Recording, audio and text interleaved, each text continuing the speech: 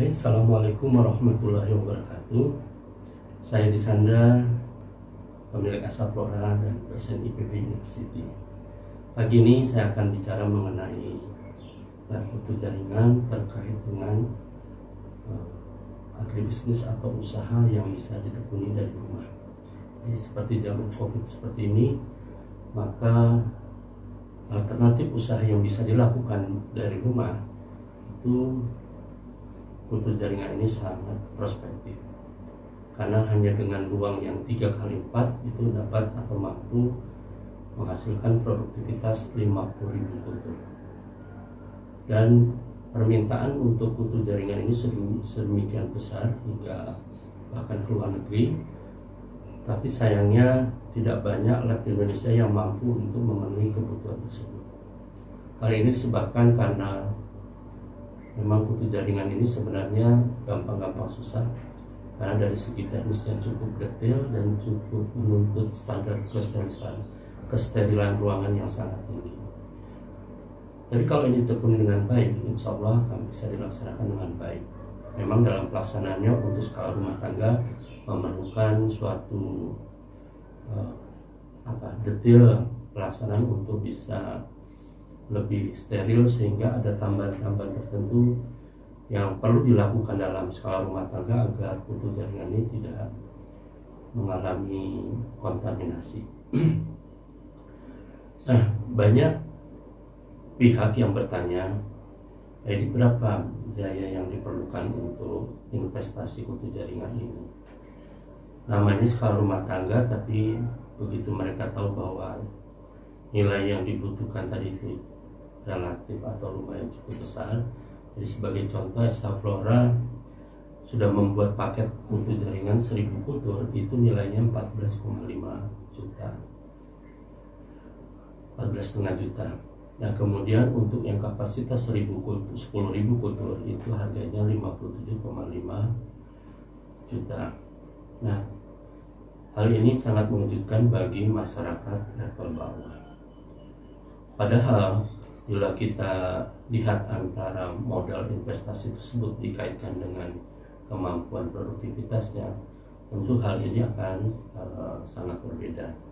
Jadi jangan dinilai dari nilai nominalnya saja, tapi bagaimana dengan nominal tersebut kita mampu memproduksi sesuatu dengan kapasitas besar dan nilai yang tinggi. Jadi contohnya taruhlah misalnya dengan 57,5 juta tadi itu investasi awalnya.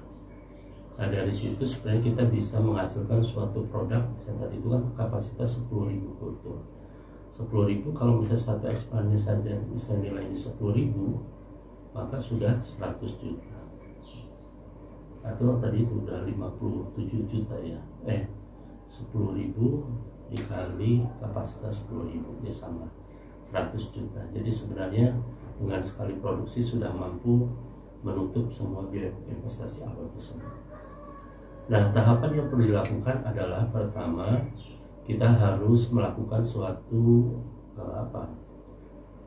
pelatihan kemampuan untuk melakukan atau melaksanakan operasional lab tersebut.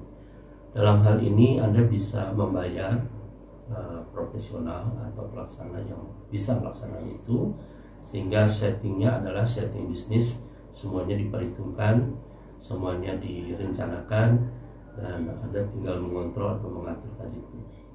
Bahkan untuk kegiatan mengontrol ini Anda bisa serahkan kepada orang yang mampu. Dalam hal ini adalah level sarjana yang memang dia sudah menguasai kultur jaringan. Nah, dalam pelaksanaannya bisa dilaksanakan secara bertahap dengan cara Anda melakukan atau fokus pada kegiatan subkultur atau produksi. Bila kita ingin melakukan suatu pengembangan, maka nanti kedepannya bisa secara simultan Anda melakukan inisiasi untuk kegiatan menginisiasi atau mengkulturkan jenis tanaman yang Anda inginkan. Dengan demikian maka rencana usaha Anda tadi itu tidak akan stagnan. Kenapa? Karena di awal Anda sudah fokus pada produksi. Jadi sebagai contoh misalnya Anda di tahap awal buka lab langsung memproduksi pisang dengan kapasitas 10.000 kultur. Sehingga kalau misalnya Anda beli kultur pisang steril misalnya gitu ya, memang walaupun harga awalnya tadi itu mahal, tapi ini akan memotong jalan sehingga produktivitas tadi itu bisa lebih cepat tercapai. Jadi taruhlah misalnya Anda beli misalnya berapa puluh botol kultur steril, kemudian Anda multiplikasi, maka dalam waktu kurang dari setahun Anda sudah bisa jual. Kemudian setelah itu baru Anda masuk ke pengembangan tadi itu pada jenis-jenis yang Anda inginkan. Saya rasa demikian. Terima kasih. Assalamualaikum warahmatullahi wabarakatuh.